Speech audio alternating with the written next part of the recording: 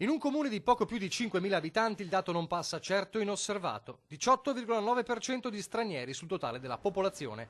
Quasi un abitante su 5 non è italiano. Mansuè, comune capofila in tutto il Veneto di un trend in crescita.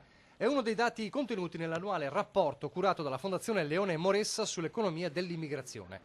Mansuè prima per incidenza di stranieri, seguita da San Bonifacio nel Veronese e Lonigo nel Vicentino. Un record consolidato negli anni, ma senza che per questo vi siano problematiche, anzi, lo assicura il sindaco. Sono la maggior parte famiglie che sono benissimo integrate, lavorano nelle nostre fabbriche, i bambini e i figli frequentano le nostre scuole, partecipano tutte quanto cos'è l'attività dalla sagra alle altre attività. Nella Marca Trevigiana è il simbolo dell'integrazione, dunque, in un quadro generale che vede gli immigrati tornare ad aumentare in Veneto dopo 3 anni di calo dovuto alla crisi economica. In particolare tornano a crescere i nuovi arrivi, 25.000 dall'estero e 28.000 da altre aree d'Italia. In totale gli stranieri in Veneto sono 487.893, pari al 9,9% della popolazione totale. Romeni, marocchini e cinesi, le etnie più diffuse.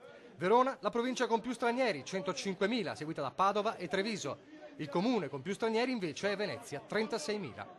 Uno sguardo alla natalità rivela che nel 2017 si sono registrati in Veneto 7.361 nuovi nati stranieri, pari al 20% del totale. Infine il cruciale dato economico.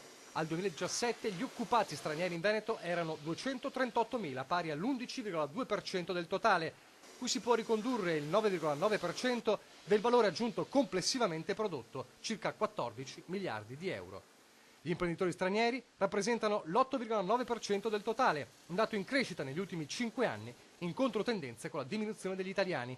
A livello fiscale, infine, nel 2017 gli immigrati hanno dichiarato mediamente 14.843 euro annui, circa 8.000 euro in meno rispetto alla media degli italiani, con circa 350 milioni di IRPEF versata.